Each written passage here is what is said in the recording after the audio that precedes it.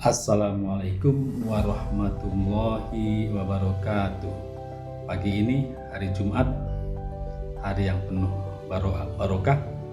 Marilah kita berdoa. Saya doakan semoga kita semua dalam keadaan sehat selalu, dan di Jumat barokah ini apa semua keinginan kita bisa diijabah Allah dengan segera dikabulkan. Kita sehat, tambah rezeki, tambah sejahtera, tambah bahagia. Nah teman, hari Jumat ini marilah saya ingin mengajak mengenang jasa Bapak kita.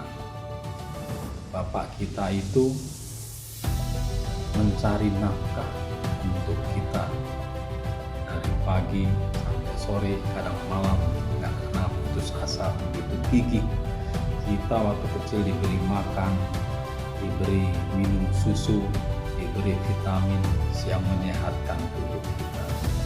Kita dibelikan baju, dibelikan sepatu, kita diantarnya ke sekolah, kita diantar ke pengajian, dan kita kalau sakit kita dibawa ke dokter, ke puskesmas ataupun ke rumah sakit besar sehingga kita sembuh dan sehat. Begitu besar jasa Bapak kita. Nah, lantas apa budi baik itu? Bagaimana kita membalasnya? Sahabat, mari kita beri hadiah kepada Bapak kita. Bagi yang sudah meninggal, tentunya kita hadiahkan Al-Fatihah kepada beliau dengan harapan diampuni semua dosanya, dimasukkan ke dalam surganya Allah. Dan yang kedua, kita selalu mendoakan kepada beliau, Rabbi firli wali walidayya warhamhuma kama rabbayani shaghir.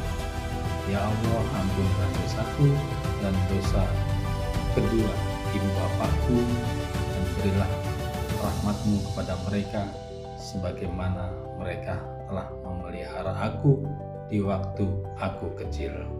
Nah, bagi teman-teman yang masih memiliki bapak, maka bersyukurlah karena kita masih bisa bercengkrama dengan bapak.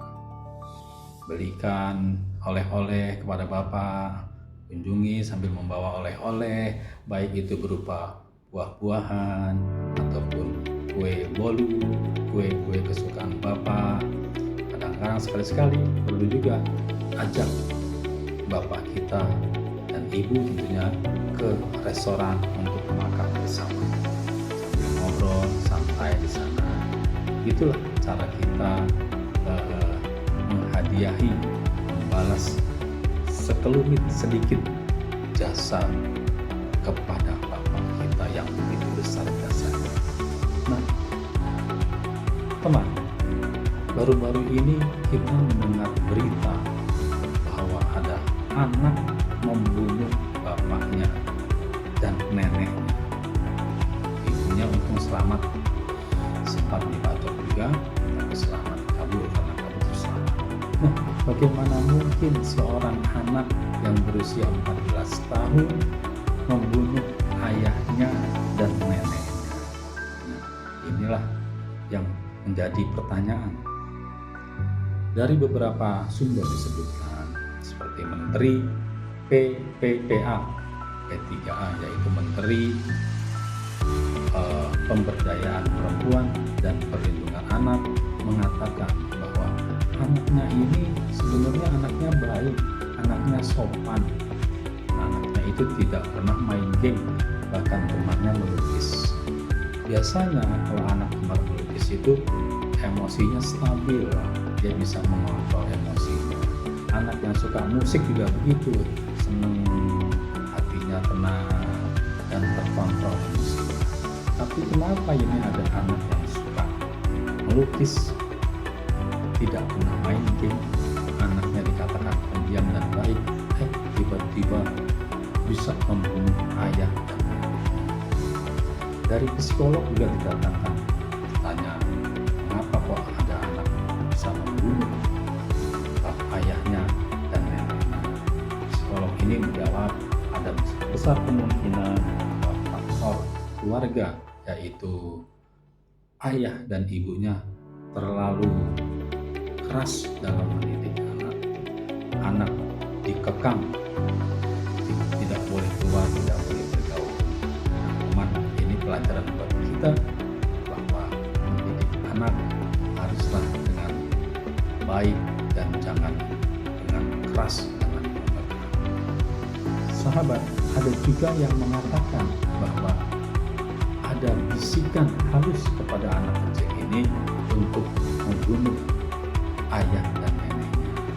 Bisikan ini berarti dari bisikan setan, sehingga anak ini tidak sadar membunuh ayah dan neneknya.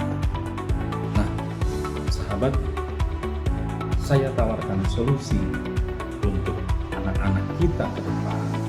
Pertama, bangunlah komunikasi yang efektif kepada anak.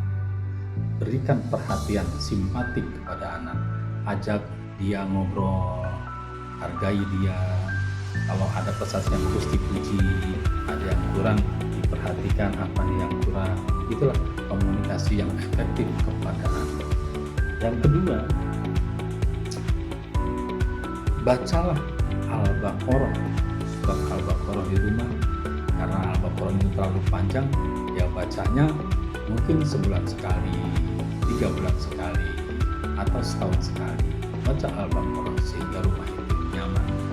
Atau bisa juga Al-Baqarah ini diambil yang intinya, yaitu membaca ayat kursi dan 2 ayat terakhir Al-Baqarah.